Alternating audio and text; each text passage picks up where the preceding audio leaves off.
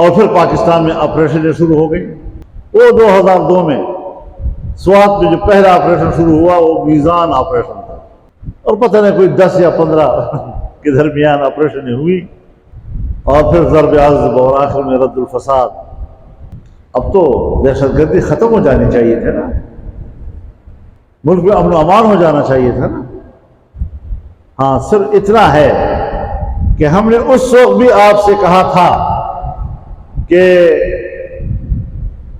یہ حکمت عملی ٹھیک نہیں، اپنے ملک کے اندر بمباریاں نہ کرو، اپنے فاٹا کے لوگوں کو مت مارو، پشتونوں کو مت مارو، یہ آپ کے ملک کے لوگ ہیں،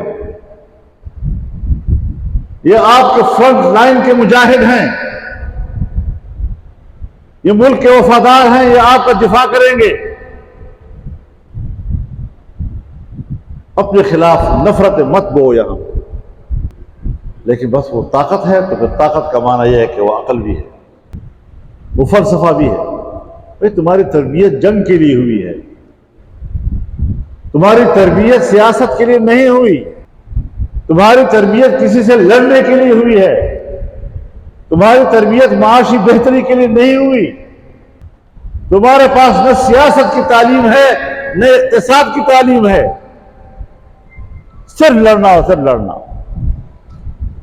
تو اقتصادی مسئلے کو بھی حل کرتے ہیں تو لڑنے کے تصور کے ساتھ، سیاسی مسئلے کو بھی حل کرتے ہیں تو تمام کرتب و لڑنے والے سامنے آتے ہیں.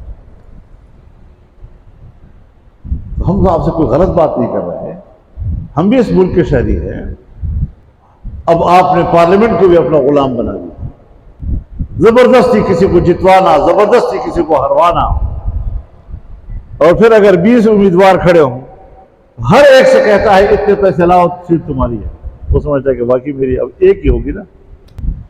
یہ حرکت بھی انہوں نے کیا.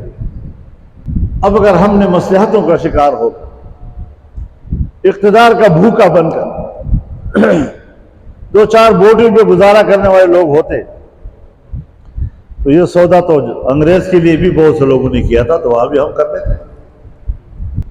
آج بھی امریکہ کی وفاداری کے لیے چند ووٹوں پر راضی ہونے والے بہت سے لوگ ہیں، تو ہم بھی راضی ہو جاتے ہیں. ہم تو حکومت میں بھی ہوتے ہیں، لیکن جب ہمارے اپنے عقیدے کا مسئلہ آتا ہے تو وہ اڑ جاتے ہیں. نہیں، یہ غلط ہے. یہی ان کو شکایت ہے. یعنی جب زرداری صاحب صدر سے پہلی مرتبہ، تو مجھے باقاعدہ میٹنگ کے لیے بلایا، اور جب میں پہنچا تو ان کا فیصلہ ہو چکا تھا.